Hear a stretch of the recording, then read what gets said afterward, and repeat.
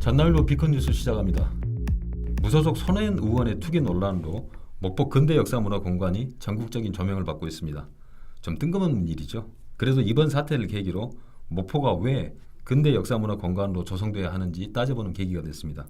전날부 취재진은 목포보다 앞서 근대 역사문화공간 조성을 통해 도심을 재생한 전북 군산시 사례를 통해서 목포가 나가야 할 방향을 되짚어봤습니다. 군산 현지를 취재한 전날부 정치부 진창일 기자 나왔습니다. 진 기자. 예. 군산의 그 근대 역사문화공간이 어떤 곳인지 먼저 간략하게 설명 좀 해주세요. 군산은 1899년 예. 개항 이후에 일제가 조선과 호남의 물자를 일본 본토로 약탈했던 대표적인 수탈항인데요. 목포와 동일선상에 놓곤 합니다. 그렇죠. 예. 이제 그때 당시 목포 내항에 있었던 장미동 이론을 보면은 옛날 쓰였던 그대로 건물 그대로 군산세관 그리고 조선은행, 일본은행 등 옛날 건물들 갤러리 등으로 활용되고 있기도 하고요. 지금은 갤러리로 활용된다는 그렇죠. 말이죠. 그때 항구가 있었던 만큼 일본인들이 거주했던 그곳이 월명동, 신흥동이라고 원도심 쪽에 바로 옆에 위치하고 있는데요. 이른바 적산가옥이 많이 남아 있습니다. 적산가옥은 이제 적이 남기고 한 이제 그런 건물이라는 일본인들이 거주했다가 버리고 간 그렇죠. 집이나 공장 거죠? 그런 거. 그 좀 많이 있는데 대표적으로 보자면은 그 지금은 숙박업소로 이용되고 있는 여민항 그리고 또 영화 타짜의 배경지가 되기도 했던 히로스가옥 그리고 국내 유일 일본식 사찰인 이제 동국사 이거 대표적으로 말할 수 있겠죠. 그렇죠. 그런 그 역사 자원을 활용을 해서 군산도 근대 역사문화공간으로 조성이 돼 있는데 그 사업 이전과 이후가 좀 차이가 있나요? 어떻게? 그 사업이 시작된 기점을 보면 2008년도인데요. 군산시가 정부 공모 사업에서 200억 원 국비를 확보하면서 시작되는데 이제 군산이 지금까지 오기까지 10년이 세월이 걸립니다. 이제 10년 전에 이제 군산과 지금의 모습을 비교를 해보면 사진으로 비교해보면 약간 차이가 좀 클 정도로 있고요. 또한 그리고 계속 그 200억 원이라는 국비로 좋은 성과를 내고 하다 보니까는 현재는 총 978억 정도가 지원이 되기도 했고 또 중요한 건 지역민들의 삶인데요.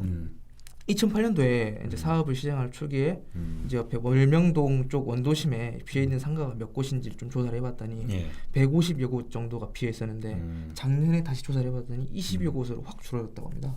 사업 시작 이전에는 공실이 150곳이었는데 지금은 20곳 정도로 확 줄었다 이 말이죠. 아무리 좋은 사업도 주민과 자치단체가 서로 그 사업 방향에 대해서 합의가 없다면 추진이 상당히 어려웠을 텐데 군산의 경우는 어땠습니까? 제가 취재하면서 계속 여러 가지 물어봤었는데 군산시 관계자나 지역민들에게 이제 왜 이곳을 근대문화유산을 바탕으로 한 도시재생을 해야 되냐 제가 합의가 있었냐 물어보니까 2008년부터 애초에 모두가 이곳에 남아있는 근대문화유산을 바탕으로 이곳의 상권을 지켜야 되고 원도심 경제를 가져나가야 된다 이런 합의를 했다고 합니다. 광주처럼 이제 주택 재개발 수요 높은 곳과는 약간 다른 양상이라 많은 의구심이 있긴 했었는데요.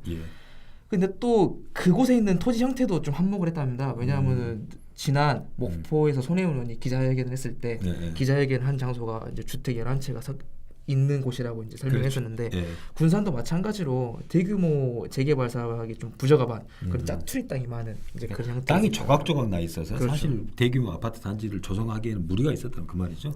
그래도 이제 주민들과 이렇게 어느 정도 합의를 해놓으니까 이제 목포가 좀 따라갈 만한 지도 좀 있는데 월명동 중심 도로를 보면은 이제 그 5층 이하의 건축물만 지을 수 있도록 되어 있습니다.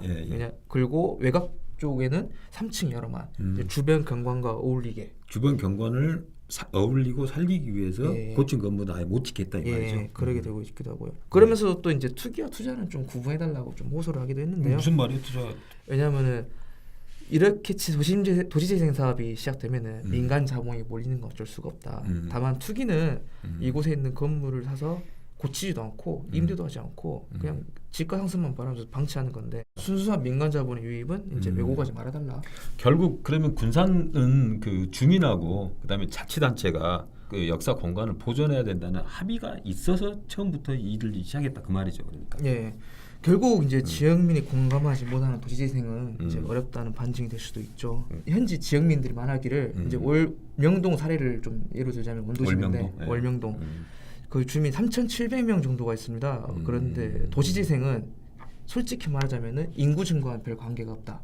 왜냐하면 삶의 질은 아파트에 사는 게 훨씬 나으니까요. 그렇죠. 그러면서 하는 말이 뭐냐면은 원도심을 그대로 방치할 것이냐 아니면은 아스팔트와 시멘트만이 깔린 특색 없는 거리를 만들 것이냐, 이 두 가지를 고민해 보면 답은 나온다고 합니다.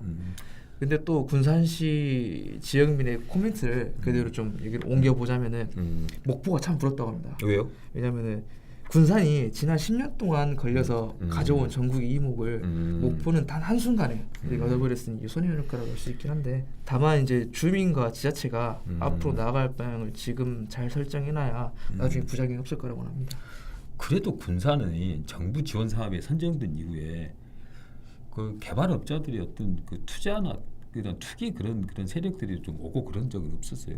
저도 참 그게 계속 고민이 되긴 했는데 예. 이제 그 지역민들의 성향을 좀 얘기하면 될 것 같아요. 2015년을 기점으로 주민협의회가 구성되는데 그게 들어간 주민단체는 전부 다 도시재생만을 위한 도시재생만을 위한 곳으로 하자. 보존을 통한 도시재생을. 그렇죠. 예. 그리고 도시재생에서 좀 139 법칙이라는 게 또 있어요. 왜냐면은 이제 거기 월명동 사람들 3,700명 중에 도시재생 첫 발은 1%가 참여하는 것. 1%가 참여하는 것. 그리고 주민의 1%? 예, 주민 숫자 1%. 그리고 3%가 참여하면은 매우 성공적인 상태. 그리고 9%가 참여하면 이건 초대박. 도시재생을 완전 제대로 밀고 나갈 수 있는. 근데 군산은 어땠어요? 군산 한 1에서 3% 좀 왔다 갔다 하는데 그 정도만 해도 충분한 동력을 확보할 수 있었다 하죠.